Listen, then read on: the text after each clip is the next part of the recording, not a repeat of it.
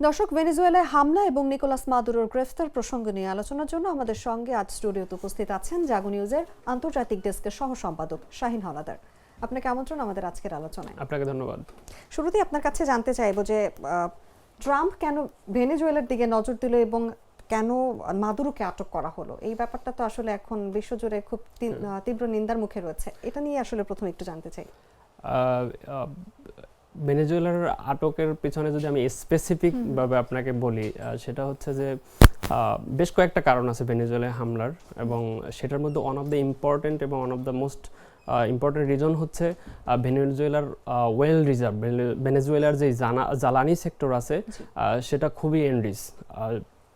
Venezuela হচ্ছে যে একমাত্র রাষ্ট্র যার ওয়েল রিজার্ভ বিশ্বের অন্যান্য যেই রাষ্ট্রগুলো আছে তার থেকে সব থেকে বেশি। 300 বিলিয়ন ব্যারেলের উপরে তেল রিজার্ভ আছে ভেনেজুয়েলার। আর এটা দখলে নেওয়ার জন্য, এটাকে সরাসরি নিয়ন্ত্রণ করার জন্যই মূলত যুক্তরাষ্ট্র এই হামলাটা চালিয়েছে ভেনেজুয়েলায়। আর ভেনেজুয়েলার আরেকটা যেই কারণ হচ্ছে যে নিকোলাস মাদুরো, তার সাথে কিন্তু যুক্তরাষ্ট্রের যেই প্রতিদ্বন্দ্বী যে রাষ্ট্রগুলো আছে যেরকম রাশিয়া, চীন এবং মধ্যপ্রাচ্যে ইরান, এই রাষ্ট্রগুলোর সঙ্গে, রাষ্ট্রনেতাদের সঙ্গে ভেনেজুয়েলার প্রেসিডেন্টের ভালো সম্পর্ক আছে, এবং এটাকেও যুক্তরাষ্ট্র থ্রেট হিসাবে মনে করে। তাদের নাকের ডগায় ভেনেজুয়েলাকে এইভাবে, যেরকম আপনি জানেন যে কিউবার যখন মিসাইল ক্রাইসিস হয়েছিল, সেটা যুক্তরাষ্ট্রের জন্য অনেক বড় একটা থ্রেট ছিল। তো সেই ধরনের ঘটনা যাতে রিপিটেডলি না হয়, সেটার জন্যই মূলত এই হস্তক্ষেপটা করা হয়েছে। আর হচ্ছে যে অভিযোগটা আনা হচ্ছিল বারবারই, যে ভেনেজুয়েলা হচ্ছে যুক্তরাষ্ট্রে মাদক সরবরাহ করে, যুক্তরাষ্ট্রের স্থিতিশীলতা নষ্ট করার জন্য ভেনেজুয়েলাকে দোষারোপ করা হচ্ছিল, বিশেষ করে মাদুরোকে।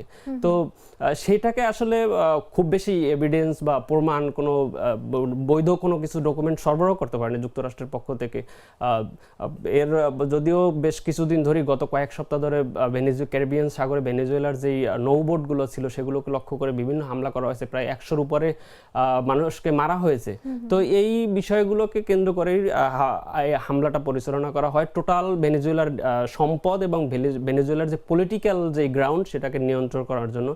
আর আটকের যে বিষয়টা, এটা আসলে দুইটা বিষয়। তাকে আটক না করেও উপায় নেই। যদি হতো তাহলে তাকে সেখানে মেরে ফেলতে হতো, সেটা আর একটা সিনিয়রিও হতো।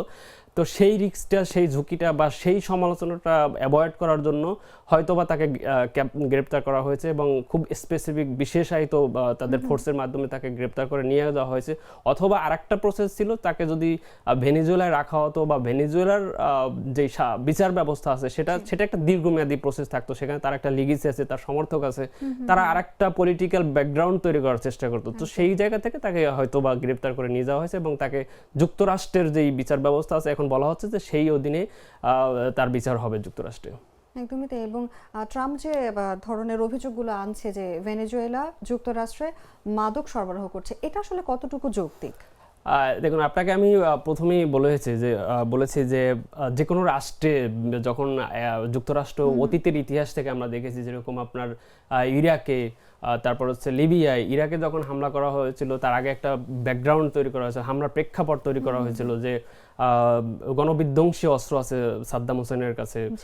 সেই যেই ষড়যন্ত্র, পরবর্তীতে কিন্তু সেই ধরনের কোনো গণবিধ্বংসী অস্ত্র ইরাকের কাছে কিন্তু পাওয়া যায়নি। ঠিক একইভাবে এই মাদক বিষয়টাকে সামনে নিয়ে এসে হামলার একটা অজুহাত তৈরি করার জন্য, সেই এই হামলাটা পরিচালনা করার জন্য, বৈধতা নেওয়ার জন্য সেই বিষয়টাকে সামনে নিয়ে আসা হয়েছে। আসলে সেইভাবে কোনো প্রমাণপত্র যুক্তরাষ্ট্রের পক্ষ থেকে বা কোনো ইন্টারন্যাশনাল বডিও সেটাকে সেই ধরনের কোনো কিছু রিকগনাইজ করে না বা এন্ডোর্স করে না, এই ধরনের কোনো প্রমাণপত্র তাদের কাছেও নেই। আর একটা বিষয় ছিল যে ইমিগ্রেশন, অবৈধ ইমিগ্রেশনের নিয়েও তাদের একটা জটিলতা ছিল। কিন্তু সর্বোপরি নিকোলাস মাদুরো কিন্তু বলছিলেন আলোচনার কথা, কিন্তু আলোচনা চালিয়ে যাওয়ার কথা বলছিলেন। যুক্তরাষ্ট্রের প্রেসিডেন্ট ডোনাল্ড ট্রাম্পকে তিনি প্রস্তাবও দিয়েছিলেন আলোচনার জন্য, কিন্তু সমস্ত প্রস্তাব বা আলোচনাকে উপেক্ষা করেই এই ঘটনাটি ঘটানো হয়েছে। ভেনেজুয়েলার উপরে হামলা এবং মাদুরোকে বন্দী, এবং পাশাপাশি আমরা যেটা জানি যে ট্রাম্প ভেনেজুয়েলার শাসন চালানোর একটা ঘোষণাও দিয়েছে। আসলে এই সব ঘটনা আন্তর্জাতিক ইস্যুতে কি ধরনের প্রভাব ফেলছে, বা এই ঘটনাগুলো আসলে বিশ্ববাসীকে কি ধরনের বার্তা দিচ্ছে? এরই মধ্যে বিশ্বের বিভিন্ন সব জায়গা থেকেই বিভিন্ন ধরনের রিয়াকশন আসছে। বিশ্বের যেই বিশ্ব বড় সংস্থাগুলো, বিশেষ করে আমি যদি বলি জাতিসংঘের প্রেসিডেন্ট অ্যান্তোনিও গুতেরেস অলরেডি এটার জন্য কন্ডেম জানিয়েছেন। তিনি বলেছেন যে যে কোনো ধরনের যে কোনো রাষ্ট্রের সভরেনিটি অথবা যেই আন্তর্জাতিক যে ল আছে সেগুলো অন্তত মানা উচিত। তো সেই ক্ষেত্রে তিনি এটা লঙ্ঘন হয়েছে বলেই তিনি ইঙ্গিত দিয়েছেন এবং এটার নিন্দা জানিয়েছেন। এরই মধ্যে রাশিয়া থেকে যুক্তরাষ্ট্রের এরই মধ্যে ভেনেজুয়েলার যে নীতি, ভেনেজুয়েলার যে পলিসি, সেটার প্রতি আগে থেকেই সমর্থন দিয়ে আসছিলেন। তারপরও এখনও তারা বলছে যে তাদের সমর্থন ভেনেজুয়েলার প্রতি আছে, কিন্তু যুক্তরাষ্ট্রের যে হামলাটা সেটা আন্তর্জাতিক আইনের বিরুদ্ধে, আন্তর্জাতিক আইনের লঙ্ঘন। এবং একই সুরে কথা বলছে কিন্তু চীনও, কারণ তাদের সাথে সেই সম্পর্কটা ছিল। এর বাইরেও কিন্তু আন্তর্জাতিকভাবে সারা বিশ্ব থেকেই রিপারকেশন আসছে, প্রতিক্রিয়া দেখানো হচ্ছে যে এটা যেই বৈধ যে নীতি নৈতিকতা, যেই গণতন্ত্র বা সার্বভৌমত্বের যে কথাগুলো বলা হচ্ছিল সেগুলোর লঙ্ঘন বিদায় এটার প্রতিক্রিয়া জানানো হচ্ছে। কারণ হচ্ছে আপনি দেখেন, যখন সার্বভৌমত্বের প্রশ্ন আসে, যখন একটা বড় রাষ্ট্র, যুক্তরাষ্ট্রের মতো একটা রাষ্ট্র, ছোট একটা রাষ্ট্র হলেই যে তাকে হামলা করা যায় বা তাকে পলিটিক্যালি হস্তক্ষেপ করা যায়, তার সম্পদ জব্দ করা যায়, সেটার একটা ন্যাক্কারজনক একটা ইতিহাস হয়ে থাকবে সারা বিশ্বের জন্যই। কারণ আপনি যদি দেখেন রাশিয়ার সাথে ইউক্রেনের একটি সংঘাত চলছে, এখন কি তাহলে কি রাশিয়া কি ইউক্রেনকে দখল করে নেবে, অথবা রাশিয়া কি ইউক্রেনের যে প্রেসিডেন্ট আছে তাকে কি তিনি হামলা করে এইভাবে কি উঠিয়ে নিয়ে গিয়ে তার বিচার করবেন? অথবা চীনের সাথে আপনি জানেন তাইওয়ানের একটা বিরোধ চলছে, তাইওয়ান হচ্ছে একটা আলাদা দ্বীপ। তো এখন চীন কি তাহলে তাইওয়ানকে দখল করে নেবে বা তাইওয়ানকে কি এভাবে সামরিকভাবে হস্তক্ষেপ করবে? তাহলে তো সেটার একটা বৈধতা দেওয়া হয়ে যাচ্ছে। তাহলে বিশ্বের যে ছোট ছোট যে গণতান্ত্রিক রাষ্ট্র আছে, তার প্রতিবেশী যে বড় বড় রাষ্ট্রগুলো আছে, তারা কি সেখানে মিলিটারিলি হস্তক্ষেপ করবে?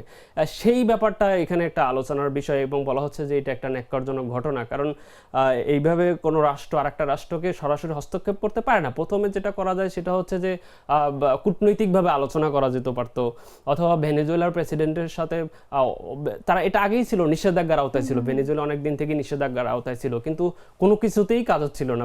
তারপর যখন তার ভেনেজুয়েলার সম্পদের উৎস হচ্ছে তেল, সেটা রপ্তানি বন্ধ করা দেওয়া হচ্ছিল। ক্যারিবিয়ান সাগরে তাদের তেলের যে জাহাজগুলো ছিল সেগুলো জব্দ করেছিল। এই পর্যন্ত এইটা এনাফ ছিল, ঠিক আছে। এটার আরও হয়তো ডিসকাশন করতে পারতো, জাতিসংঘ এটা নিয়ে আলোচনা করতে পারতো, নিষেধাজ্ঞার আওতায় নিয়ে আসতে পারতো। কিন্তু যখন এটা সামরিকভাবে একটা রাষ্ট্রের সার্বভৌমত্বের উপর এভাবে ন্যাক্কারজনকভাবে হামলার ঘটনা ঘটে, তখন সারা অন্যান্য ছোট রাষ্ট্র, বড় রাষ্ট্র সবার ভিতরেই একটা প্রতিক্রিয়া থাকে যে তাহলে কি ছোট রাষ্ট্রগুলোর অস্তিত্ব থাকবে না?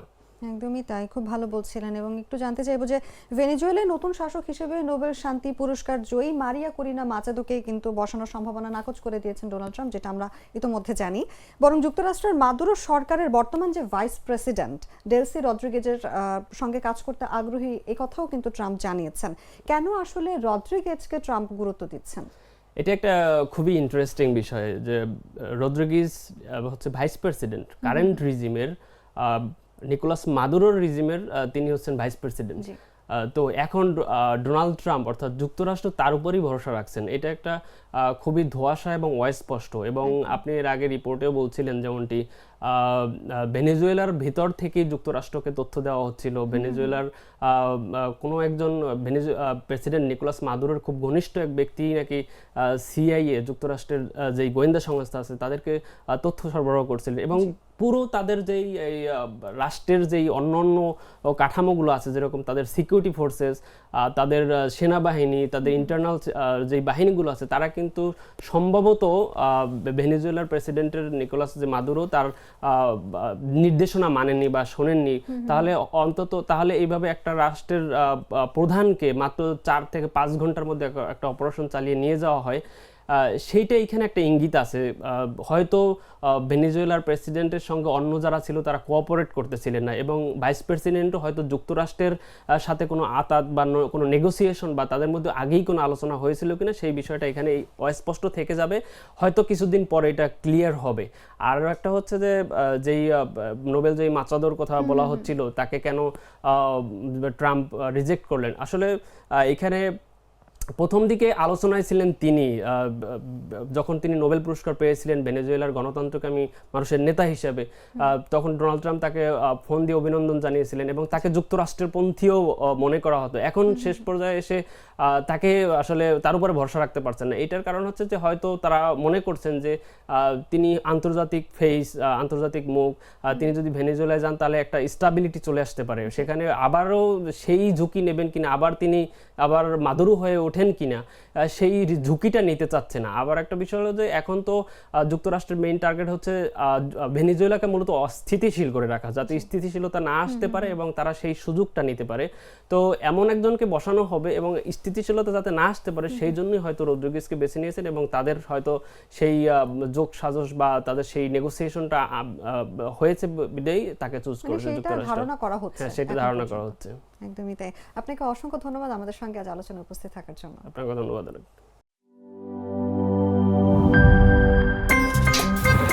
আমার একটা স্মার্ট সিদ্ধান্তে 25% গ্যাসের খরচ কমেছে। ভাবছেন কিভাবে?